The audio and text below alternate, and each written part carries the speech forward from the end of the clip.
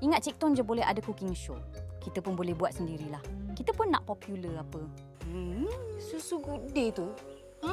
Kau tahu tak, aku ni lapar. Kau nak buat apa dengan benda-benda ni semua ni? Tak nampak ni ada makanan kat sini? Sabar.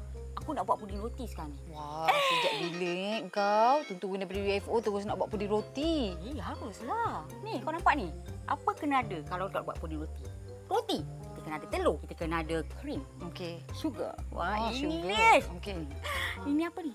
Entahlah, kau bubuhkan ajalah jadi. Tak apa yang penting. Tapi okay. yang penting untuk bahan ni kita kena ada susu Good Day. Sebab apa? Dia tak ada bahan pengawet. Lepas tu, bahan-bahan dalam susu ni ada banyak nutrisi weh. Lagi bagus kau buat cepat sikit. Aku lapar ni. Sabarlah, sabar tu sekarang iman. Ni apa nak buat ni? Biar aku tolong kau sekali lah. Kau buat aku ni. Aku tak kerti sangat aku cuba. Okey. Kau pergi ambil. Okey. Aku nak margarin.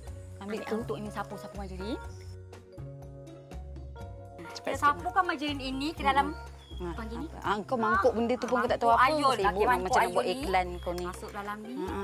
Kau main masuk-masuk je. Kau tak ada sukat-sukat ke mah? Aku suruh tu. Siapa? Abang Bangla dekat kedai tu. Sukat dah siap-siap. Oh, beli dah sukat lah ni. Tapi apa yang paling penting tadi? Susu Good Day. Oh, ambil apa ni? Itulah. Ni apa benda ni, Mak? Susu lah kan? Oh, Comel tak? Comel, Mak.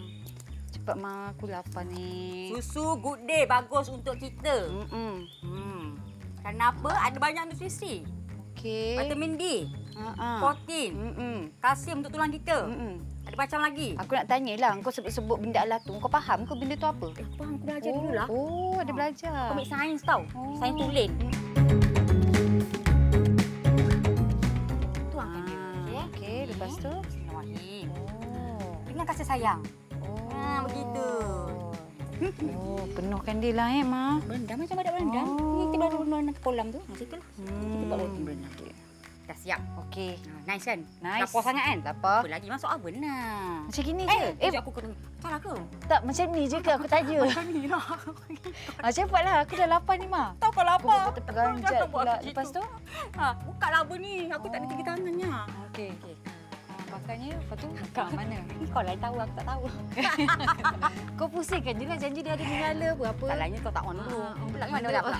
Ya Allah, siap juga, Ma. Puding roti kita ni, Ma. Nampak sedap, ya. Aduh. Dah ada dessert tau. Ma, ni kalau sedap, Ma. Kalau sedap, elok kejadian dia kan, Ma, kan? Kita kasih eton rasa juga, Ma. Bismillahirrahmanirrahim. Sedap, Ma. Dia tak malu kalau buat jual, Ma. Kita boleh kasih hitung rasa. Dia? Biar dia tahu air tangan kita tengok hasil macam mana. Betul.